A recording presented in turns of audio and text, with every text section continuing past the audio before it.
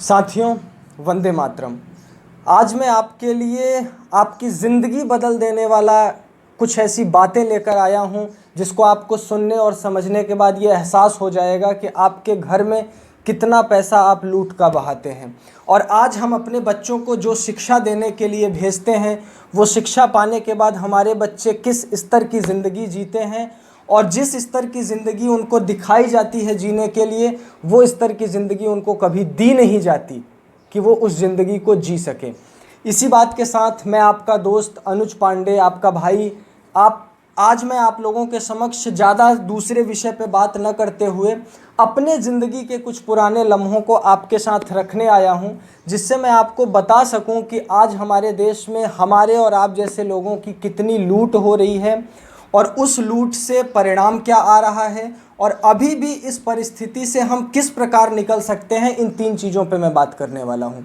आज की हमारी समस्या क्या है शिक्षा के स्तर पे, उसके बाद हमारा प्रतिक्रिया क्या निकल रहा है उस शिक्षा के स्तर से, और अंत में आएगा कि हम समाधान क्या कर सकते हैं। तीनों बातों पे आपसे बात करेंगे। सबसे पहले मैं बात करता हूं अपने जीवन के निकाले गए कुछ लम्हों को, जिससे आपको मैं बता सकूं कि आज शिक्षा के नाम पे क्या हो रहा है। मैं अपनी बात लेके अगर करूं तो मैं 2013 में जब बैचलर ऑफ फार्मेसी के लिए अपना नामांकन कराया इलाहाबाद के एक विद्यालय में, और वहां से पढ़ाई ख़त्म होते होते 4 साल का कोर्स होता है बैचलर ऑफ फार्मेसी, जिसको हिंदी में भेषज विज्ञान भी कहते हैं। अंग्रेजी में फार्मेसी कहते हैं, हिंदी में भेषज विज्ञान कहते हैं। थोड़ा सा मैं आपको इसकी जानकारी दे देता हूं तो आपको समझ में आ जाएगा क्या होता है भेषज विज्ञान और फार्मेसी का कोर्स, जो लोग आप लोग नहीं जानते होंगे।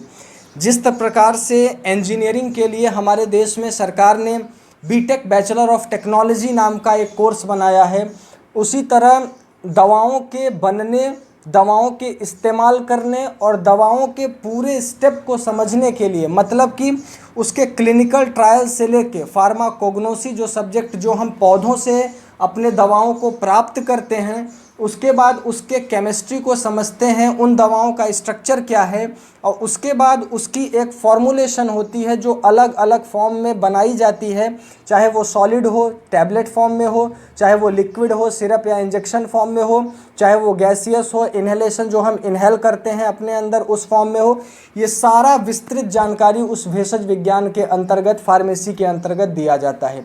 एक शब्द में मैं आपको अगर बताने की बात कहूँ तो भेषज विज्ञान फार्मेसी जिसको हम कहते हैं, वो हमारे देश का ऐसा एक कोर्स है जिसके अंतर्गत ये माना जाता है कि एक दवा के क्षेत्र में, दवा के बारे में जानकारी एक MBBS और MD MS डॉक्टर से ज़्यादा रखने वाला कोई व्यक्ति होता है तो वो फार्मासिस्ट होता है और फार्मेसी किया गया लड़का होता है। इसी तरीके का एक माहौल बनाया जाता है। और मैं विदेशों की भी बात आपको बता दूं, फॉरेन में जो हमारे यूरोप के देश हैं और जो हमारे अमेरिका, ऑस्ट्रेलिया के देश हैं, उन देशों में आप सुन के हैरान होंगे कि उन देशों में MBBS और MS डॉक्टरों को अधिकार नहीं है दवा लिखने का। वो दवा भी नहीं लिख सकते, वो आपको दवा खाने का तरीका भी नहीं बता सकते, लेकिन वहाँ पे अधिकार मिला है फार्मासिस्टों को दवा लिखने का। और हमारे देश में इस तरीके से बीटेक हुआ, बी फार्मा हुआ, इस प्रकार के कोर्स करने वाले बच्चों का जीवन शैली क्या होता है कि उनको एक नौकर, मजदूर आप कह लीजिए, मजदूर के तरीके से रखा जाता है। आगे मैं उस पर भी बात करने वाला हूं। सबसे पहले मैं शुरू करता हूं कि हमारा कितना नुकसान हो रहा है। अब मैं बात करता हूं स्टार्टिंग पॉइंट से लेके। आप अपने बच्चे को, क्योंकि अभी जैसे ही लॉकडाउन ख़त्म होगा हम एक लंबी दौड़ में दौड़ने वाले हैं, और वो दौड़ किसका है कि हमारा बच्चा अगर 12 पास करके आगे की पढ़ाई लेना चाहता है, शिक्षा लेना चाहता है, तो हम उसको बड़े बड़े स्कूलों में बड़े बड़े कोर्स कराने के लिए भेजने वाले हैं। और बहुत से माँ बाप ने ये दिमाग में बिठा लिया है कि हमें अपने बच्चों को अलग अलग कॉलेज में भेजना है, बड़े बड़े कोर्स कराने हैं। मैं आप सबको अपने जीवन के अनुभव से बताता हूँ कि आपका कितना नुकसान हो सकता है अगर आपकी भावना इस दृष्टि से है जिस दृष्टि से बाकी के माता पिता रखते हैं। आप समझिए क्या होगा। जैसे ही आप अपने बच्चे का एडमिशन कराएंगे, जो मेरे साथ हुआ मैं वो बता रहा हूँ। 4 साल के बैचलर ऑफ फार्मेसी के कोर्स में 4.5 लाख रुपया मेरा पढ़ाई में और 4.5 लाख रुपया मेरा रहने में, हॉस्टल का खर्चा। ये हुआ पूरा मिला के 9 लाख रुपये। 2017 में जब मेरा बी फार्मा कंप्लीट हुआ, 2013 में मैंने एडमिशन लिया, 2017 में फार्मेसी कंप्लीट हुआ। फार्मेसी कंप्लीट करने के बाद दूसरे बच्चों के तरीके से मुझे भी ऐसा लगा कि हाँ, मैं भी किसी मल्टीनेशनल कंपनी में जाऊं, किसी दवा के कंपनी में जाऊं और दवा के फॉर्मुलेशन, दवा के बनाने का काम करूं। और ऐसा हुआ। जिस दिन मेरी पढ़ाई ख़त्म हुई उसके तीसरे दिन भारत के एक बहुत बड़ी दवा बनाने वाली कंपनी इंटास फार्मास्यूटिकल से मेरे इंटरव्यू के लिए कॉल भी आया। मैं गया, मैंने इंटरव्यू भी दिया और मैंने वहाँ पे 1 महीने काम करके ये देखा कि किस तरीके से बच्चों को जिस उम्मीद से हम पढ़ाने के लिए भेजते हैं कॉलेजों में, और ये कंपनियाँ उनके साथ क्या बर्ताव करती हैं। यहाँ पे जब बच्चा पढ़ता है 4 साल पढ़ाई के समय में, तो उसको ये दिखाया जाता है कि आप तो बहुत ऊपर की चीज़ हो, चाहे बीटेक करने वाला बच्चा हो, बी फार्मा करने वाला बच्चा हो, एमबीए करने वाला बच्चा हो, किसी को भी। और उसका कारण भी बहुत सरल है, वो भी मैं आपको आगे बताने वाला हूँ। लेकिन होता क्या है कि जो चीज़ें हमें दिखाई जाती हैं वास्तव में मिलता कुछ और है, बिल्कुल ही अलग मिलता है। पूरे 4 साल की पढ़ाई में सारे बच्चों को ये सिखाया जाता है कि आप एक डॉक्टर से बड़े स्तर पे काम करने वाले लोग हो। आपकी पढ़ाई एक एमबीबीएस डॉक्टर से ज़्यादा मायने रखती है किसी भी दवा क्षेत्र के लिए। लेकिन वही जब आप मार्केट में जाते हैं तो कहीं आपको 2 कौड़ी का यमार बना दिया जाता है, कहीं किसी अस्पताल में दवा काउंटर पे खड़ा करके दवा बेचने वाला नौकर बना दिया जाता है। या आप दवा बनाने वाली कंपनी में जाइए तो आपको एक वर्कर, एक लेबर के तरीके से कुछ काम सिखा दिया जाता है और आपको उसी पे काम करना रहता है। मैंने थोड़ा सा जब इसमें पता करने की कोशिश की, क्योंकि 1-2 कंपनी नहीं, पहली कंपनी इंटास फार्मास्यूटिकल, दूसरी कंपनी में मैंने काम किया यूनिकेम, यूनिमेडिको कंपनी है देहरादून में, सेलाकुई नाम का एक जगह है देहरादून में, वहाँ पे एक फार्मास्यूटिकल इंडस्ट्री थी, मैंने वहाँ पे भी काम किया। वहाँ पे भी मुझे वही दिखा। वहाँ पे काम करने के बाद मैंने एक बहुत बड़े हॉस्पिटल, इलाहाबाद के फिनिक्स हॉस्पिटल में काम किया, जहाँ पे मैंने ये देखा कि किस तरीके से बच्चे पढ़ के कुछ जाते हैं, सोच के कुछ जाते हैं और उनको भुगतना कुछ पड़ता है। अंत में मेरे साथ सारे दरवाजे बंद होते गए क्योंकि कुछ समझ में नहीं आ रहा था। राजीव भाई की एक बात मैं आपको यहाँ याद दिलाने की कोशिश करूँगा। राजीव भाई हमेशा कहा करते थे कि हम अपने शिक्षा में जो कुछ भी पढ़ते हैं वो हमारे अपने जीवन में काम आने वाला नहीं है। और इस बात को जब मैंने अपनी पढ़ाई के बाद देखने की कोशिश की तो मुझे एक बहुत गहरी राज पता चली। जितनी भी टेक्नोलॉजी के सेक्टर में आई हुई कंपनियां हैं, चाहे मोटर के रूप में ले लीजिए, व्हीकल के रूप में ले लीजिए, गाड़ियां बनाने वाली कंपनियां, मशीनें बनाने वाली कंपनियां, टीवी, फ्रिज, एसी, कूलर ये बनाने वाली कंपनियां, या दवा बनाने वाली कंपनियां, वैक्सीन बनाने वाली कंपनियां, इन सब को कुछ नौकर चाहिए, कुछ मजदूर चाहिए चंद पैसों के लिए। इसके लिए इन्होंने हमारे देश में कुछ कोर्स को ज़्यादा बढ़ावा दिया और हमारे देश के राजनेताओं ने गुंडों को स्कूल और कॉलेज खोलने की अनुमति देना प्रारंभ किया। और आप दावा के साथ मैं कह सकता हूं, आप जाके देख लीजिए, आपके शहर, आपके मोहल्ले में जितने भी बड़े विद्यालय होंगे वो किसी गुंडे के होंगे, किसी एफआईआर दर्ज वाले इंसान के होंगे, किसी घूसखोर नेता के होंगे या किसी करप्ट अधिकारी के होंगे। लेकिन कभी भी आपको वो विद्यालय इस तरह के लोगों का नहीं मिलेगा जो कि इस देश में कुछ अच्छा करना चाहते हैं। क्यों? क्योंकि इन विद्यालयों की स्थापना ही इसलिए कराई गई है कि कुछ नौकर, कुछ मजदूर उत्पन्न किए जा सकें। तो ये मेरे जीवन के कुछ अनुभव थे जिसके मैंने अपने जीवन में अनुभव किया कि हम कितना पैसा और कितना समय अपनी पढ़ाई में खर्च करते हैं। इंटास फार्मास्यूटिकल जो कि एक भारत की बहुत बड़ी दवा बनाने वाली कंपनी है, वहाँ पे काम करते हुए मुझे एक बहुत गहरी बात पता चली जो मैं आज आपसे शेयर करने वाला हूँ।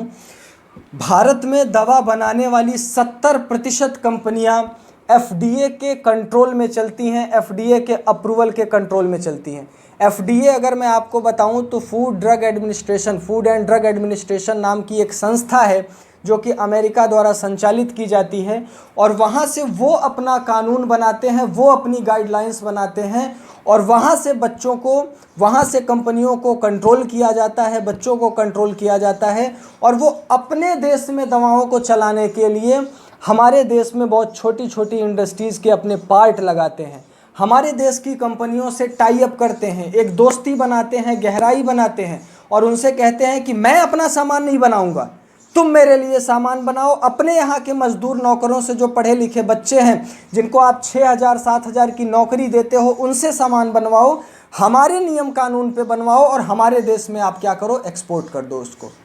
ये हो रहा है आज दवा के क्षेत्र में हमारे देश में। ये बात मैं आपको बहुत विस्तार से भी बता सकता हूँ, लेकिन उसमें बहुत लंबा समय जाएगा। चूँकि ये बात सामान्य रूप से मैं इसलिए कह रहा हूँ क्योंकि मैं एक फार्मेसी का छात्र रह चुका हूँ। मैंने दवा के कंपनी में काम भी करके देख लिया है किस तरीके की लूट मची है। प्रॉब्लम हो गया, रिएक्शन हो गया। रिएक्शन क्या आ रहा है कि हमारे देश में मैं जोड़ रहा था कि मतलब मान के चलिए अगर एक ज़िला है और एक ज़िले में कोई 5 विद्यालय भी है, अगर किसी कॉलेज का, मैं बीटेक की बात लेता हूँ, मैं फार्मेसी की बात लेता हूँ, किसी भी तरह का अगर विद्यालय है और उसमें से एक ज़िले में से 1,000 बच्चे भी अगर हर साल निकल रहे हैं और उनको नौकरी नहीं मिल रही है, तो आप जोड़ लीजिए कि उत्तर प्रदेश में 75 ज़िले हैं और पूरे भारत में 28 राज्य हैं। हम कितने मजदूरों की एक टीम खड़ी कर रहे हैं और वो अनपढ़ नहीं हैं, वो पढ़े लिखे हैं। अगर उनका दिमाग कहीं आतंकवाद, कहीं गलत, कहीं भ्रष्टाचार के जमेले में फंस गया तो कितना बड़ा हम अपने देश का नुकसान कर सकते हैं, ये अब कल्पना भी नहीं कर पा रहे हैं। तो ये बहुत अंदर की लड़ाई हमें लड़नी पड़ेगी और इस लड़ाई में से हमें कुछ निकाल के बाहर लाना पड़ेगा और इस देश में राजीव भाई की कही गई शिक्षा व्यवस्था को स्थापित करना पड़ेगा, जिसका इस्तेमाल, जिसका उपयोग हम अपने पद्धति, अपने नियम कानून के अनुसार कर सके। मैं चूंकि इन सब चीज़ों को बहुत गहराई से समझ चुका हूं और आगे आज मैं इस जगह से आपको ये भी बता देता हूं कि आगे आने वाली वीडियो में आपको बहुत सारी फार्मा कंपनियों के काले सच,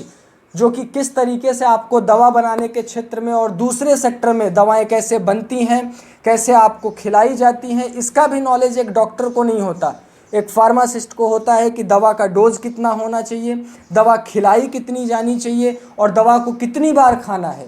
ये भी एक डॉक्टर डिसाइड नहीं करता। लेकिन हमारे देश में कुछ निकृष्ट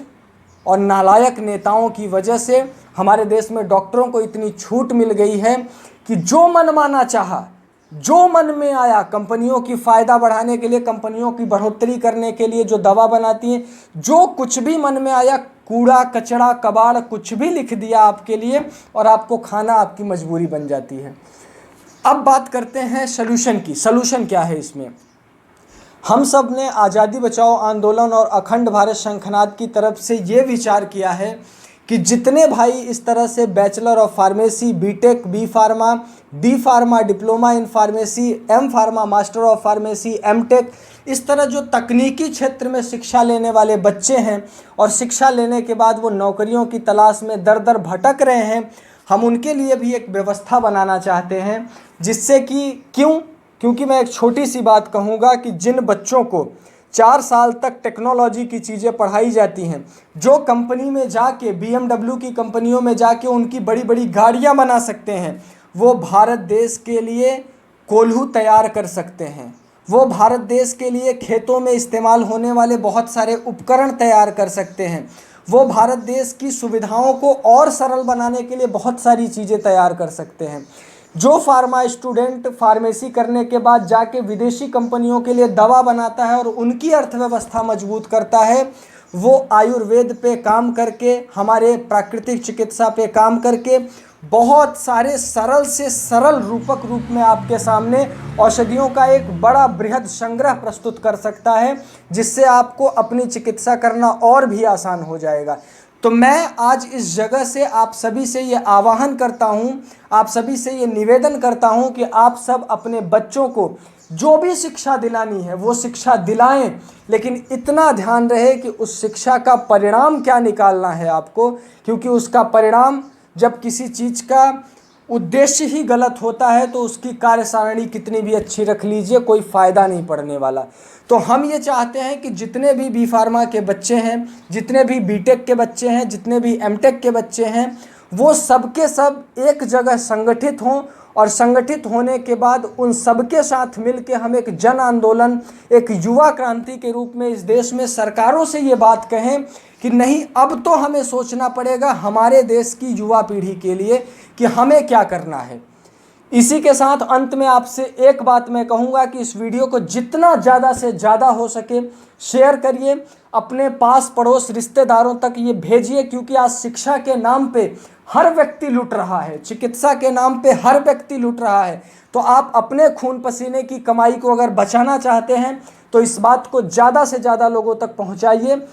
ये बात अंत में कहने का कारण यही है कि जो भाई बहुत गहराई से जुड़े हैं वही इस जगह तक पहुंचे होंगे जब मेरी बात इस तरह आप तक पहुंच रही है। तो आप ज़्यादा से ज़्यादा इन बातों को अधिक से अधिक लोगों तक भेजें और भेजने के बाद उनको बताएं कि किस तरीके से शिक्षा व्यवस्था की लूट चल रही है। और आज इस जगह से मैं आपको एक बात और कहता हूं कि हमने एक चिकित्सा का भी बहुत बड़ा प्रारूप शुरू किया है, जिसमें आप अपनी चिकित्सा घर बैठे फ़ोन पर भी ले सकते हैं। इस वीडियो को ज़्यादा से ज़्यादा शेयर करें, लोगों तक पहुंचाएं और इस देश में शिक्षा के नाम पे होने वाले काले लूट से देश के लोगों को बचाएं। आज के लिए बस इतना ही दोस्तों। जय हिंद, वंदे मातरम।